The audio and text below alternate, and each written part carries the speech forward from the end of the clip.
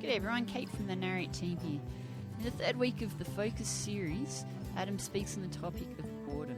Is there anything to be gained by momentary boredom? Does it hold any value for our lives, in particular our relationships?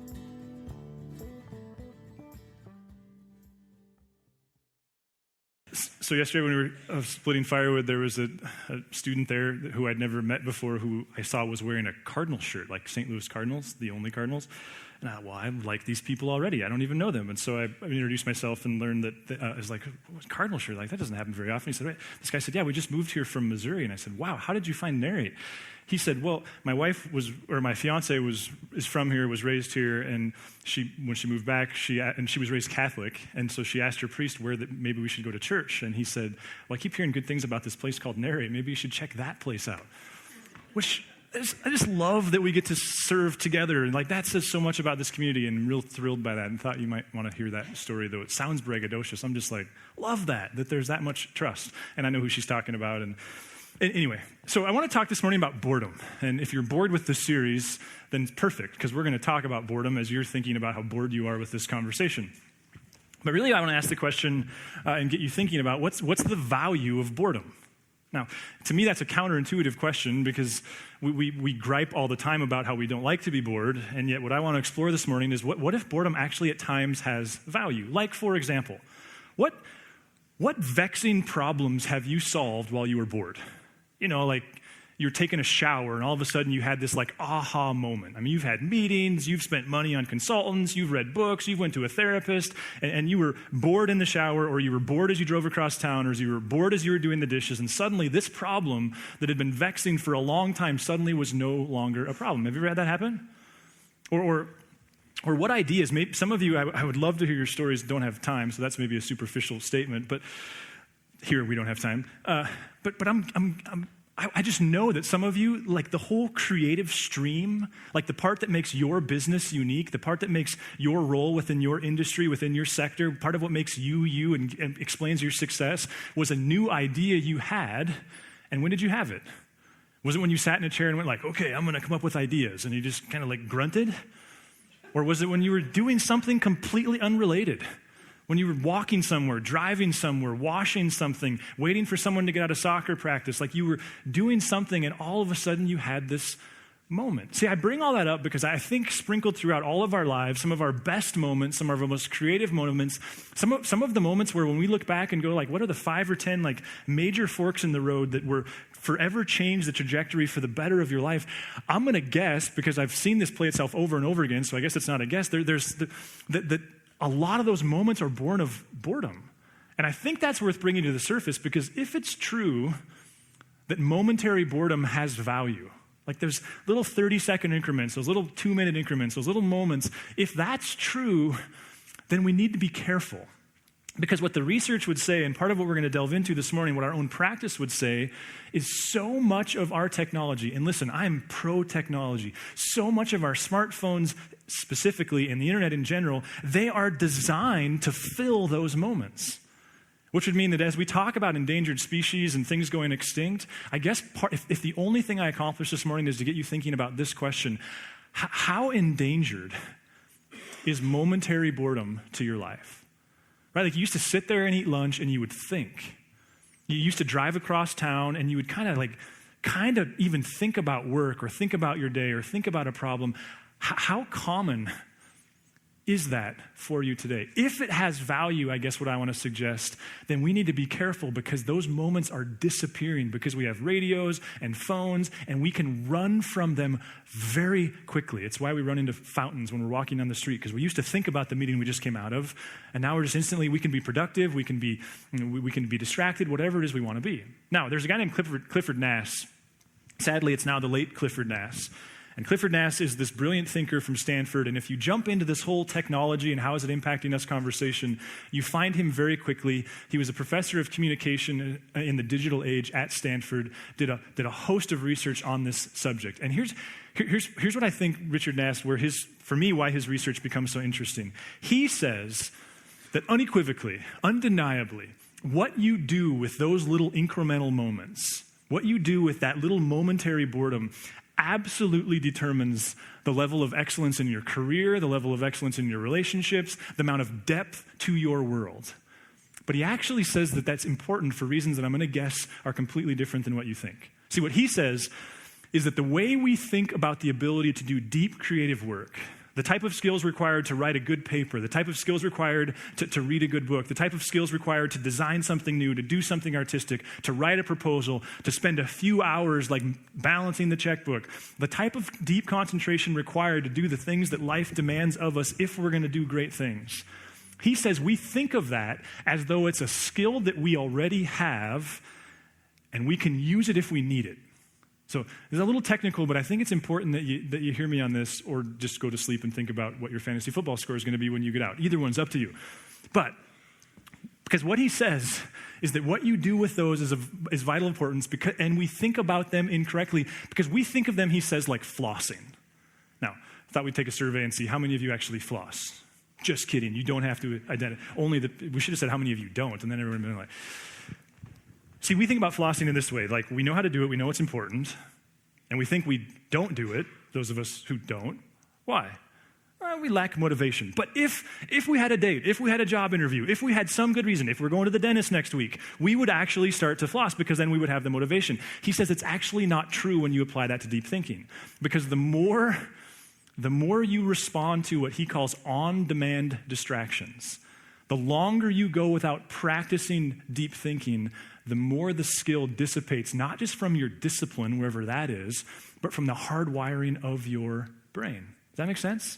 In fact, to make it a little more concrete, he says this, that if every time you're waiting for a soccer practice to end, if every time you show up at the coffee shop or the brewery or the restaurant 2 minutes before the person you're meeting, if every time you get to a meeting early, if every time you're going to eat breakfast by yourself, if every time you're in the shower, if every time you have one of those little moments, if you allow yourself to reach for your smartphone, he says you are unequivocally, systematically denying your brain the ability to think deeply when you need it. Now, mom, stop looking at your sons. That's not kind. Here's a solution, and you're not going to like this. Like, you're going to go like, I thought this was the church where we like don't kick each other in the knees on Sundays. This to me, it's ironic because this to me is very challenging. He says the solution. You ready for it? You don't have to tell me whether or not you're going to do it because I'm not doing it, but I'm trying. The solution: you schedule when you're going online. You schedule when your smartphone is available to you. He says the undeniable reality is by carrying it around in our back pocket, every time we get bored, we grab it, and we don't even know we're doing it. This happened to me this last week. I was meeting with Josh. We were talking about this series and like smartphones and all this stuff, and he was talking about some of the research that he's doing for next weekend, and there was this quote that came up a couple different times from Sherry Turkle, and he's like, I just got to read it to you. So he grabbed his phone, and he was opening Evernote on his phone, and as he grabbed his phone and was doing his thing, my phone, which was sitting face down on the table, so I'm a hypocrite there already, but it was on Do Not Disturb, he grabbed his phone to open up Evernote. I grabbed my phone, unlocked it, and then was like, oh my word. Like I just did the very thing I've been researching all week. Like I had nothing to do. It was completely subconscious. It was like, okay, so I got 7 seconds that I got nothing to do. That's exactly what the research says is the problem. And you're laughing because you go, oh yeah, that's why I had a panic attack when I got to the bathroom without my smartphone, because I don't know what to do in there without it. So he says what you have to do is you have to schedule your time. And at work, he says you keep a list of the next time I have an internet block of time scheduled, here's what I'm going to do. Here's what I'm going to search. Here's where I'm going to go. And some of you are going like, wait a minute, I work online. He says that's okay. All that means is you're going to have more online blocks than not. But see, the value to him, and this to me is counterintuitive, he doesn't care what you do when you're in a block of time that doesn't give you permission to be on the internet. You can spin in circles, you can ride a unicycle, you can eat pineapple, you can do whatever you want, because it's actually not a moral thing about volume. He says the research, it's not about what you do instead. It's about teaching yourself to say no. It's about being in an environment where you go, wait a minute, I'm not in one of those blocks. And I just thought like, oh, geez, I wonder if this guy's available on the fantasy football waiver wire. No, he says, is the answer. It occurred to me this week, we've worked really hard with our kids. They don't carry iPods around in their pockets. We're not super conservative on lots of things, and we are with the way we interact with our boys and their devices. But it occurred to me this week that in some ways this is like alcohol. Like we can model some things to them. We can give them some boundaries. But much like a student, much like any of us, at some point, they're going to go off to college. At some point, at the very least, they're going to turn 21, and they will have to make their own choices, because at some point, there's going to be a phone in their back pocket. And as much as we've just not allowed them to default to having it all the time, nonetheless, that's really not the issue. The issue is, how often and quickly do you reach for it? When a friend is 5 minutes late for lunch, do you follow me? He also says that this is just as important at home, that at home we should be treating the internet the same way. And again, he's not offering a moral judgment over how much TV to watch or how much internet to be on or how much to even surf. That's not the issue. The issue for him is, do you have space in your life where you have to tell yourself no and you can follow through with that? Because when it's time to write a paper, when it's time to do good work, when it's time to engage in God, with God, that's the skill that has to be in place, and you don't just get it because you want it. That makes sense?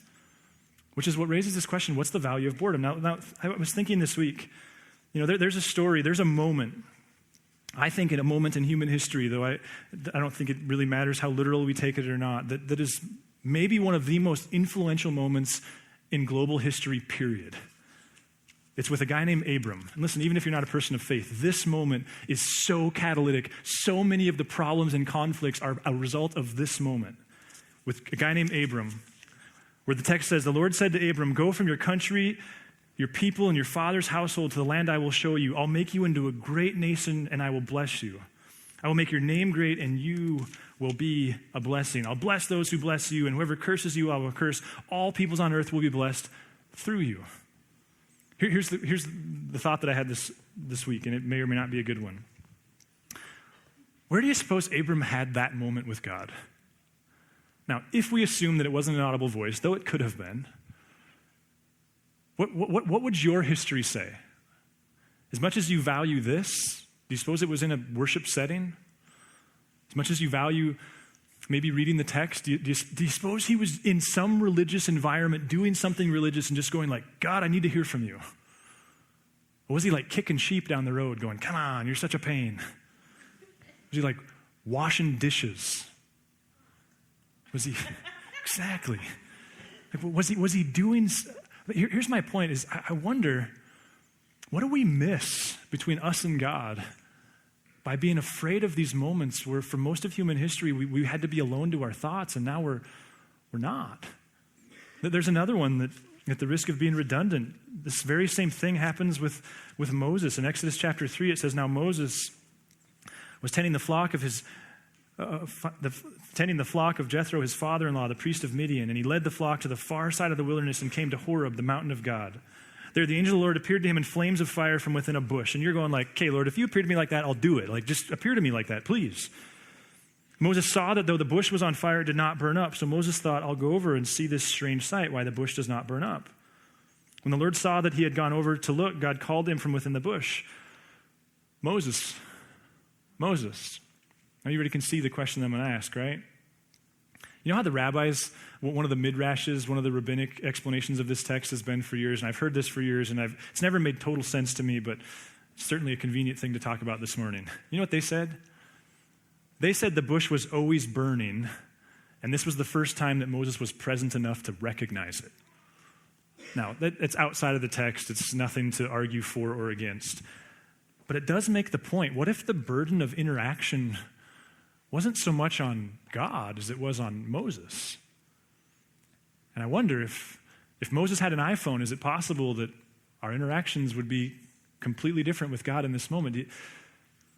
We're going a little off the pages there just to make the point, like what is the cost between you and God? I had this realization this week, and my wife and I were just talking last night, like I'm realizing that if I just read and then get up from reading and just walk off and go into the next thing, it's mostly wasted time. That the value of following that by opening up Evernote and just writing a few thoughts, asking a few questions. Why? Well, because when I read, I'm just, in some ways it's entertainment, but to force myself into bored silence where I have to form some thoughts, it's completely different, isn't it? You know, one of the areas in the text where you see people, men and women, over and over and over again embracing boredom is is as they're trying to go to sleep, when they wake up in the middle of the night because they can't sleep, because they're 37 now and suddenly you can't sleep longer than 2-hour spurts at a time. Like, over and over, there's this theme in the text. You see it in David's life in the Psalms. Listen to Psalm 4:4. It says, when you're on your beds, search your hearts and be silent. Now, I don't know if you've made this observation, but I wonder what's lost when we fall asleep in front of a TV. Now, there's all kinds of research out there. The research is absolutely crystal clear that it's terrible to have a TV in your bedroom, especially if sex is a part of your design on life. Like, it's just bad news. Sorry if that's awkward for you. But there's all this research. What does it do to a relationship with God? I've noticed that, especially when my wife works nights more, I love to fall asleep to ESPN radio. I don't have ESPN in my house. I like to listen to ESPN radio, despite the fact that I know they really only have 10 minutes of content and they just loop it for 24 hours a day. But I noticed a few years ago, and it was when I was kind of recognizing these things in Psalms kind of simultaneously, that like my mindset when I wake up in the morning, when I've fallen asleep and I'm just kind of letting my brain kind of sort and think about the day and reflecting and praying the Lord's Prayer, it's completely different than when I fall asleep with ESPN radio. Have you ever experienced that? See, there's this boredom that wisdom throughout the ages seems to have embraced, and I wonder if we're unnecessarily, even foolishly running from it. Listen to Psalm 119:55. In the night, Lord, I remember your name that I may keep your law. So David's experience is like yours. He goes to church. He's like, man, Lord, I want to obey you. I want to follow you. And then his week unravels and he gets back to Sunday and he's like, oh, I did it again. David somehow understood that the silence and solitude of the night somehow helped him be the kind of person that he set out to be. What if those little bits of boredom are vitally valuable to who it is you're trying to be and how it is you're trying to serve God and love people? And yet everything about our technology is telling us to sell them. That's really what it is. Could you just sell those 2 minutes? And I don't mean to be a conspiracy theorist, and I love my iPhone, but it's not going to create boundaries for you. That's really the conversation we're having. Now, if it's in fact true that there's types of boredom that are valuable, that would be ironic because the research would also say that there's parts of boredom that are actually incredibly dangerous, that have no value whatsoever. It's what I'm going to call leisure boredom. Now there's a guy named Arnold Bennett. He wrote a book called How to Live on 24 Hours a Day.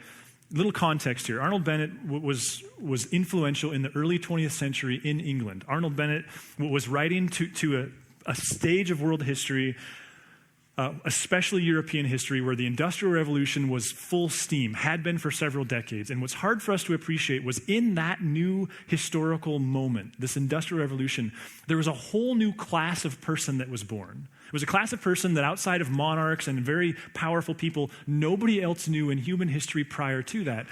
And that distinctive class was the white-collar worker. See, what Arnold Bennett observed was that people, because of the Industrial Revolution, were able to leave farms, leave the countryside, move into cities. No longer did they have pigs to tend to and crops to raise and all these things, and thus they worked 24/7. What he observed was the white-collar worker gets this incredible benefit of given 40 hours a week to an office job, and in exchange for that 40 hours, they get a salary that they can support their families. They don't have to grow their food. They can just go buy it. What he observed was that, therefore, in a given day for an Englishman, they had an 8-hour workday and about an hour on either side getting to and from work in London, which means that they had 14 hours a day that were completely unspoken for. And you know what his observation was? He was terrified. What he began to see, and the reason he did this writing and all this work, was what he observed was there was something happening within the psyche of especially white-collar workers that he foresaw as being detrimental to their experience of life. And it was this. He saw people suddenly treating their work life as their life. And the part of time before work as the epilogue. And the part of time after work as the I split those around, didn't I? Prologue, epilogue, you know what I'm trying to say. See, his alarm was suddenly people aren't living 24-hour days. They're living 8, 8.5, 9, 9.5, depending on how long their commute is. That's what they're thinking of life. And the rest of the time, they're just sitting around doing nothing. Now, that's scary when you think that he was writing in the early 1900s. The types of distractions that we have available to us, we don't. And you might think, fast forward 100 years, that as the white-collar class has only expanded and become more the norm than not, that our thinking about leisure time would have also changed. But has it? I mean, have we not now equated leisure time with clicking a screen or staring at a screen? Like, I wonder if, to be fair, if he would be horrified. I got to work early. I think I might have told this story earlier, but I think it's a good one, so I'm going to tell it again. But I can't remember which one, if I told it or not, but I got to work a few weeks ago, and I could see that they were doing some roofing on our office building, and it was obvious one of the crew had gotten there early, and he was sitting in his truck, and guess what he was doing? You can just see it. And I had this thought of like, are we aware that we have equated time off with time to stare at a screen? Are we aware that we have all bought into the assumption that to relax and to sit on a couch and watch an animated screen are one and the same thing? See, Arnold Bennett, you know what he said was the solution to the problem? And this is so foreign, so crazy. I just want to give it to you for consideration because it comes up in the research over and over again. Arnold Bennett said, the only possible solution is to think about your leisure life the same way you think about your work life. And that is, you plan ahead. You think about, what am I going to do on Saturday? What am I going to do on Sunday? What am I going to get done after work? He said, otherwise, and it's crazy to think like this is pre-technology, pre-TV. Otherwise, he said, you'll just fill it with nothing. Now, he anticipated one of our arguments, which is, well, yeah, but if I'm just busy all the time, then I'll be tired. Listen to what he says, because this too proves timeless. Go to that next slide. He says, what? You say that that full energy given to those 16 hours will lessen the value of the business 8? Not so. On the contrary, it will assuredly increase the value of the business 8. One of the chief things which my typical man has to learn is that the mental faculties are capable of continuous hard activity. They do not tire like an arm or a leg. All they want is change, not rest, except in sleep. Now, I don't know if this is part of your family of origin. It is mine. When Teresa and I first got married, one of the biggest bits of tension we had was that in her world, on Saturday when you were off, you went hiking, you went backpacking, you went skiing, you did something outside that was physically exhausting. And I was like, you're not a very good German. Like, that's not what you do on Saturday. Like, that sounds tiring and exhausting. Why would I want to go all day and then get home at 7 o'clock at night? When's a guy going to watch TV? And the research, and you know this, that it's all backwards. That the fun, fulfilling time spent is the time where you went and did something physical and exhausting. This year, playing baseball late until Saturday and getting home late kind of caused me to go like, wait a minute, that was fun. Maybe I got this whole thing backwards. What if all the leisure time available to you, just sitting there unscheduled, what if that's dangerous? You know, Dr. C, we talked about him last week, the man whose name cannot be pronounced. Isn't that crazy? Like, some of us play Keno. He just played, I'm going to spell my name. Anyway, so he's the father of flow theory. Flow theory asks the question, how do we best experience life? What are the experiences where we're most alive? And we talked real quickly about this, and what his research said was that we are most fully alive when our brains or our bodies are engaged in a challenge that takes all of us or that serves somebody else. Well, part of his research, actually a major part of his research, is he is deeply fascinated in leisure time. He's studied in depth, okay, so work is one thing, because we like to find jobs where we actually experience flow more often than not. That, I mean, for many of us, and I hope all of us, eventually we end up there. But he says, what about leisure time? Because he observed, like, most people are far more miserable on Saturday than they are on Wednesday. What's the deal there? And so he began to research this, and he observed, his research says that when people play a sport during their leisure time, they're in flow 44% of the time. When people are in some kind of a hobby, they experience flow 33% of the time. When people watch TV, guess what percentage of the time the average human gets into flow when they're watching TV? 13%. But here's the catch. But the average American, he says, invests four times more of their leisure time into TV than any other activity. Now, some of you are business geniuses. This is considered like the investment side of this. Like what he's just said is if you give an hour to sport, 44% of the time, you're going to be glad you did. You give an hour to a hobby, 33% of the time, you're going to be glad you did. You give an hour to watching TV, and about 1 out of 10 times, you'll be glad you did. I tell you what, I think I'll go in 4 on TV. Like, it makes no sense. Does it?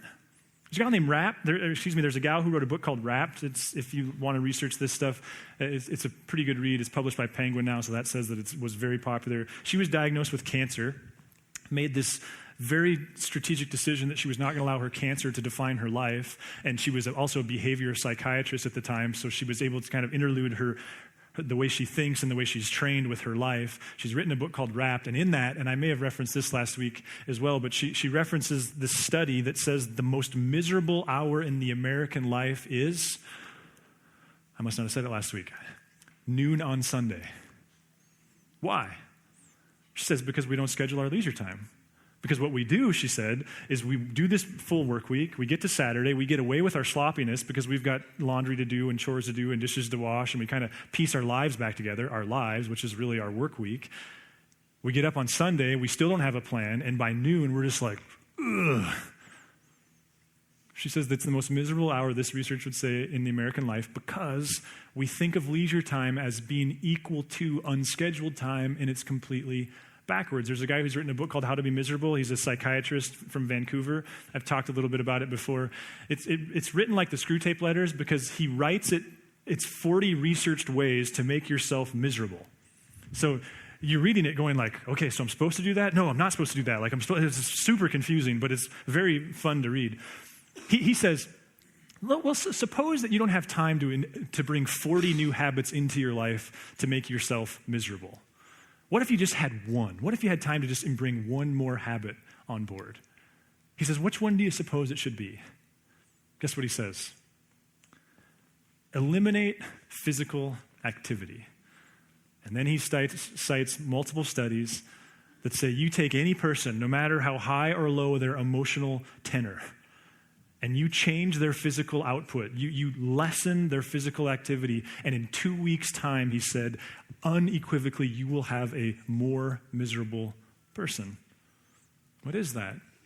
Could it be that we've got this boredom thing backwards? That the parts that are valuable we hate, and the parts that aren't valuable we live for? Charles Duhigg, who's a great thinker, I highly recommend anything you can find, especially podcasts. He wrote a book called Power of Habit. His new one is called Smarter, Faster, Better. He notes that the research says that highly productive people tend to be more focused than their peers. That what they're learning from research is highly productive people, their brains are hardwired. They've wired their brains, rather, in such a way that in a split second, they have the ability to go, this is important, it should get my attention. This is not important, and I can safely disregard it. He goes on to say that if you look at thinking, he calls thinking the killer app, which again is inverted because killer means good in this case.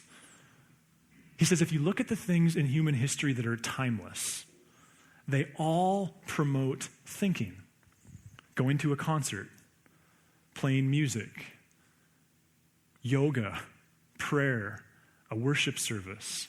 He says all those things that they're just timeless. They've always been a part of the human experience. Every one of them, he says, hiking, walking, they promote thinking. And yet, we, it would seem, live in a world that's doing the opposite. Now, that's not intended to be a conspiracy theory, but to go, wait a minute. We know that at times Jesus is going to call us into an altogether different life. And that we pride ourselves around here of not getting too weird about that and making Jesus accessible.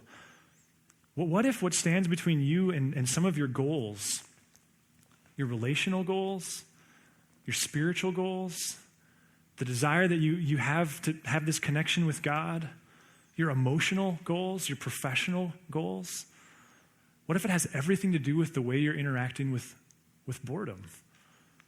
You know, we started this whole conversation by saying, what does it mean to love God with your mind? And I guess what I want to suggest is, what if there's a type of boredom where we're missing the opportunity to love God with our mind?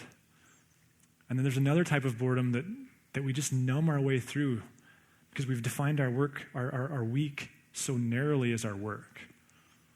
Listen, I get this lands on all of us in different ways. And so I want to pray, and we're going to give you a chance to kind of close up your thinking, continue kind of process all this through song. So let me pray. God, Jesus, we recognize that you died to rescue us from ourselves in many ways, from sin and brokenness and the type of living that would push against what you say is truly living. So, God, as we try to translate your scriptures into our life in 2016 in Helena, Montana, would you challenge us on the ways that we're thinking about our screens and the internet in general? Jesus, would you give us the courage to do what it is you begin to point us to? And would you protect us from the kind of judgmentalism that could happen if we're not careful? Jesus, for those of us who don't know you personally, would you continue to do your work and leading us into that kind of relationship? Amen.